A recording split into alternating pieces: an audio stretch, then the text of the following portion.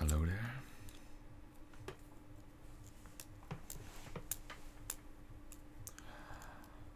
I will be interrogating you for some murders that has been going around in the neighborhood that you have probably heard about. You are one of our prime suspects, not because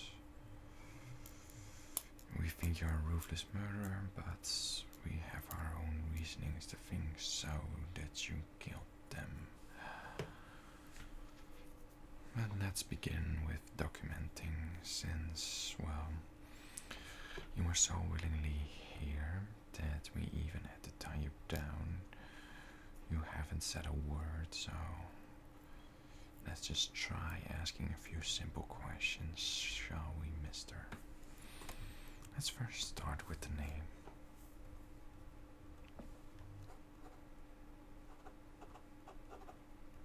Yes, your name. It's just blank paper. I have to write everything down. So I wrote down the word name, and you are going to answer that with your name.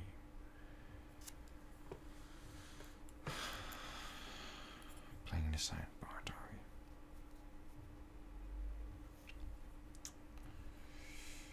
We're back.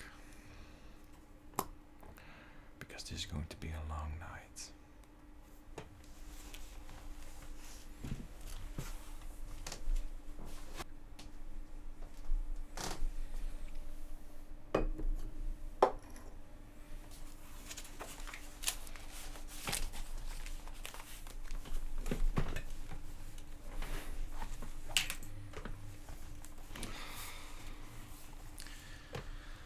I got myself something to drink since you are going to make this a very long night, sir. I wanted to bring something for you, but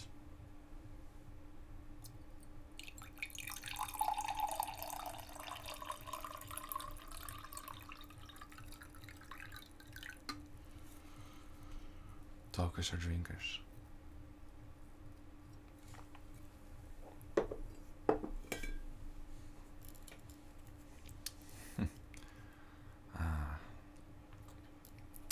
So that is your problem. See, I can help with that. You are a little bit thirsty since you're here for a very long time. Okay. Well, look at that. Brought another cup. You want some little bit of water? A little bit of this. You want some very delicious water.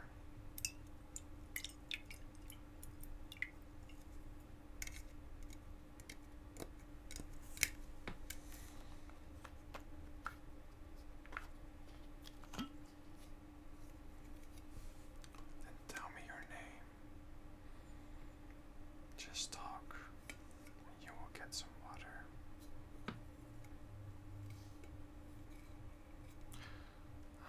Finally. If only you'd said so.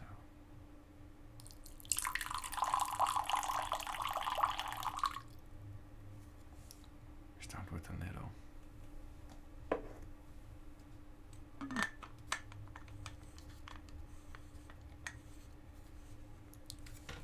And if you want some more, you just have to ask. And of course answer a few of my questions. So if you want to stay hydrated, I would suggest answering the questions. So how we started this thing. What's your name, sir? Hello, Alex. Alexander, do you also have a last name, or do I need to tell your boss off for that one? Alexander Slight. Yes, I have changed my methods a little bit. See, you think I'm a nice guy for giving you something to drink. But isn't it an evil guy to just give you a little bit to drink, giving you a little bit of hope? And then if you don't answer my questions right now, oh, the pain you'll be gaining is unimaginable, Mr. Alexander Slate. But let's answer a few more questions. What's your age?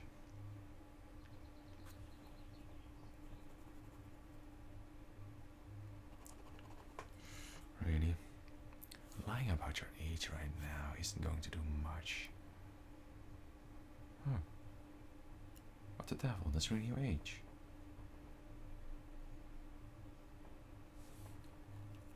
Huh. I mean,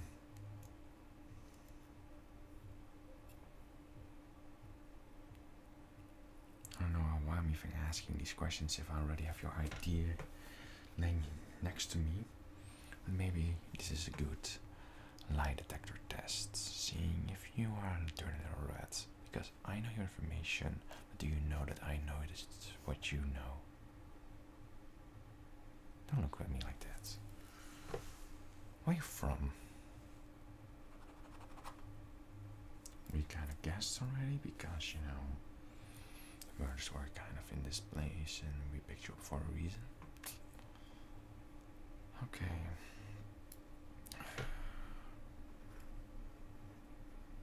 Don't mind me. I take another sip.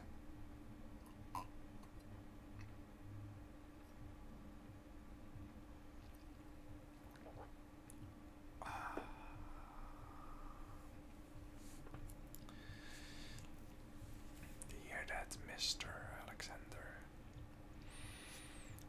That was the taste of my freedom, and you're locked up if you cannot cooperate with us. So I'm going to ask you a few very important questions in the next coming minutes or so. In a moment I think you're not answering these questions truthfully, the consequences will be horrible, mister. Good that we are agreeing on that. Now, I have a few documents laying here talking about the murder. You can look them over if you want, but I prefer talking to you about them. The murderer mostly uses knives, except for one. The first kill that still fits the pattern, except for one thing. The person was strangled and then shot. We trace the bullet and find out that you own a gun that shoots that kind of magazine. I mean, it's not an uncommon bullet, but it's already one piece of the puzzle that fits very neatly within your grasp. But the other things that we have found out are, well, the second to ninth murder, or every other murder, has been done with a knife. The same knife, to be exact. But you might be asking, why do we think that the first murder, even if it was in the pattern of the people that were killed, fits the other murders that were done with the exact same knife?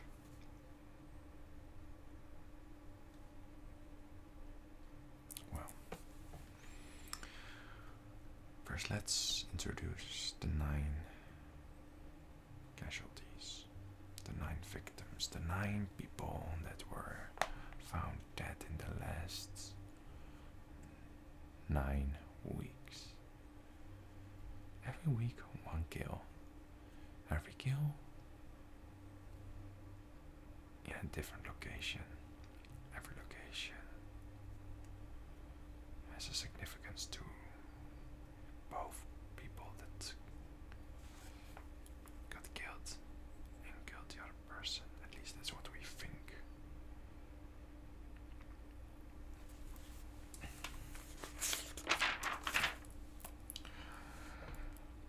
The second person, the victim, was killed in the riverside when she was killed.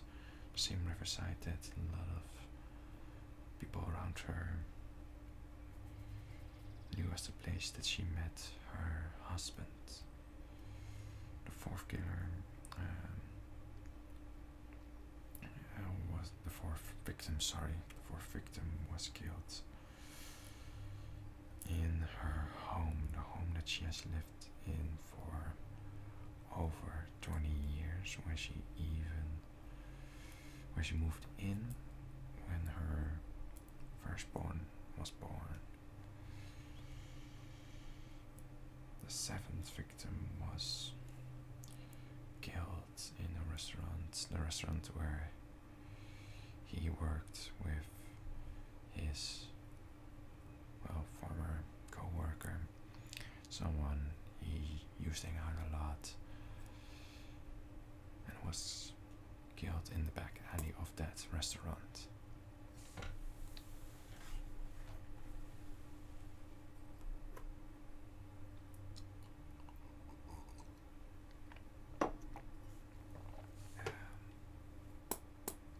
Do you see? And the person that they were connected to are one and the same person, Mr. Slate. It was you. Well, I'm not officially part of the FBI or CIA or every other form of agency that works for the American government. I am a private eye. I was hired over this case by someone, I guess, where you were this week, where the 10th victim should be. My client.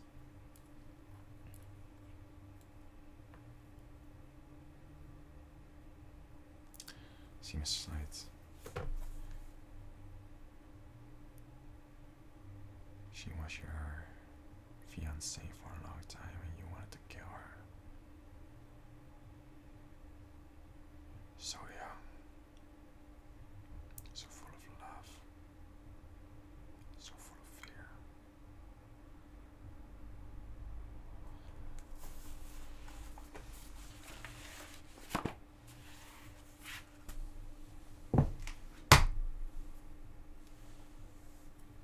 You're a crazy man, Slate.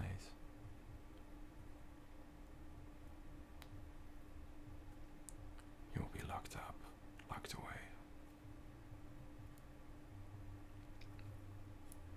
I have called the police. They will be here within about 20 minutes, they say.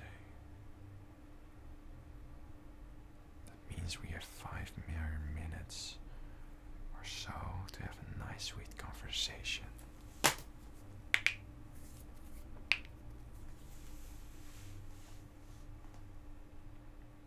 I want to know why, Slate. The reason you killed your family, your friends, your co-workers, your teachers. But I want to know why the first time.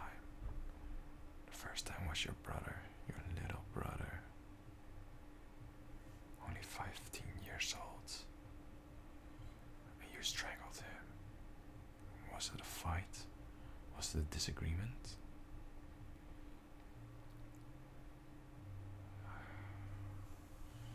What I think that happened, Mr. Slate, is indeed there was a disagreement. You wanted to say something to the authority. You already committed a crime, but you did not want to go to prison for that. So you decided to strangle him, ask him to be quiet. Then when he was knocked out, you didn't know what to do, so you shot him. that the rush felt amazing for you. You decided that it wasn't going to be the last.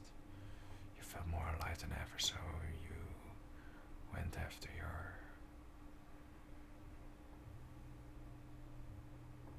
one of your girlfriends.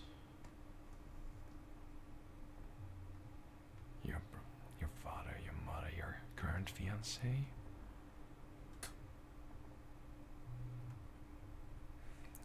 You even had an affair with her. Maybe that was the thing that he wanted to say to her, and you wanted to say anything. A love scandal.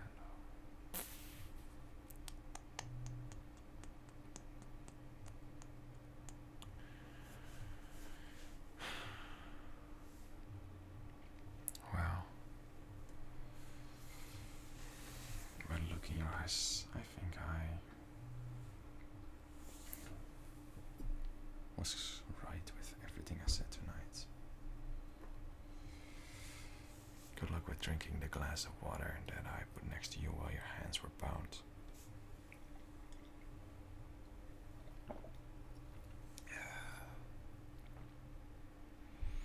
Good luck when the cops arrive. You